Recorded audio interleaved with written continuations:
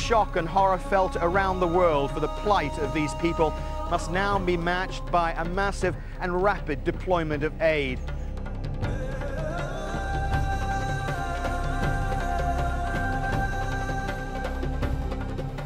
कुछ उधर उस दरवाजे से भागे, कोई इससे, कोई इधर खिड़कियां भी थी, उधर भी खिड़की थी, कोई उससे कोशिश कर रहे थे हम इधर से भागे और लेकिन उधर जाना थी भागने की.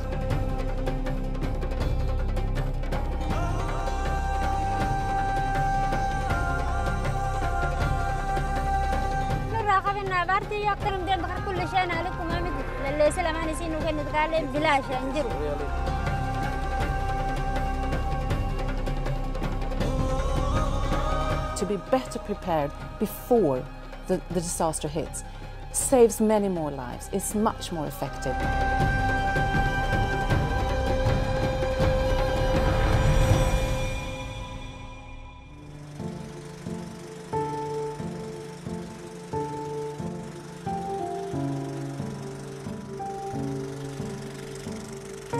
Save the Children has been around for over 90 years, and it's actually started by us responding to emergencies.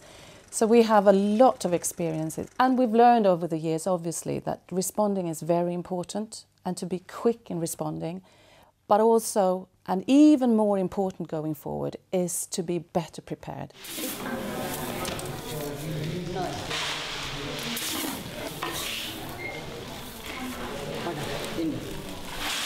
Well, this room is all of the pre-positioned emergency supplies we have for responding to cyclones and tropical storms in Barishal district. I was in Bangladesh 2 months ago, and in Bangladesh, one of the things that really made Save the Children efficient in responding to the cyclone there was that the fact that we had a warehouse already in place. We had supplies that you need the first hours, the first day, to be able to cope better with the emergency.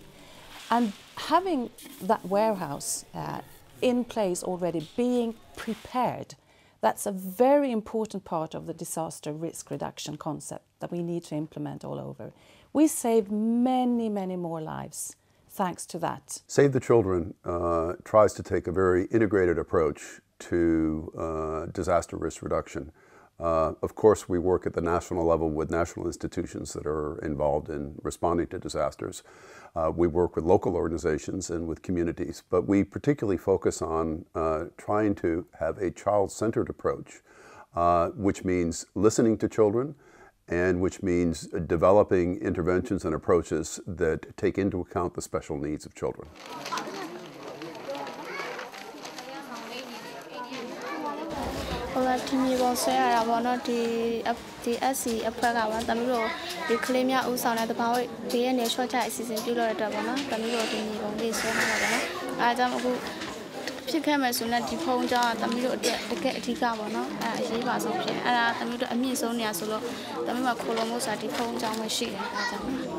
They do an exercise in school where they kind of map out where to avoid to be when the emergency hits, and also where to find the shelters. They are the most powerful communicators of this information.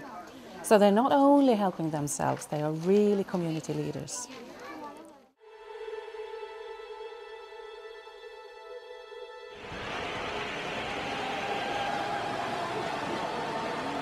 Bangladesh is obviously one of the countries that have been and will be hit by cyclones. And they have in place an early warning system, which, in short means that people are prepared in time to find the cyclone shelters they need to. Recently, the two cyclones that hit Bangladesh and then Myanmar some 4 or 5 months later show what happens when you have a country which is really invested in emergency preparedness. In Bangladesh, where more than 3 million people were moved before the storm hit out of the path of the storm, the physical destruction was tremendous, but less than 4,000 people died. In Myanmar, where there was little or no preparation beforehand, more than 140,000 people died.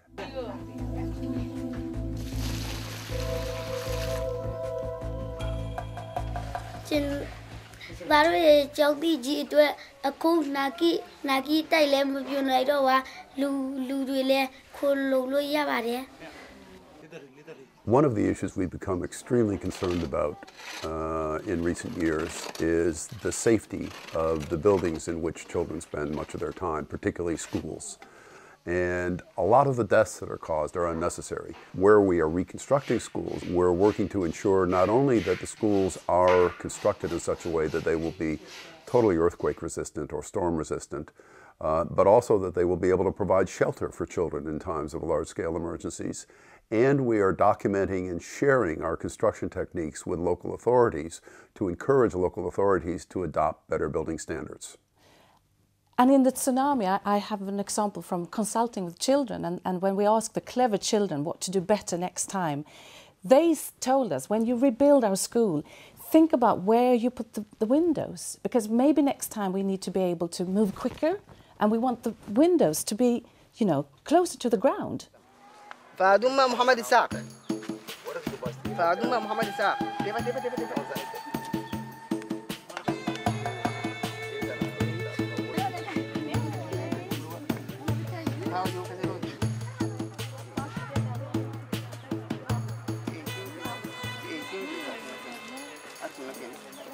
Drought in a pastoral society is not a disaster, it's actually a normal, regular occurrence.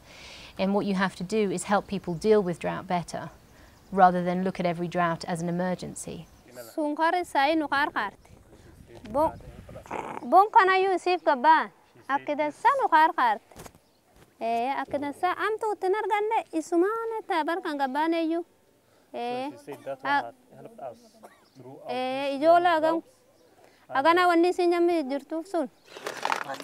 The voucher program means they can plan for drought periods, and they are effectively insured against drought periods.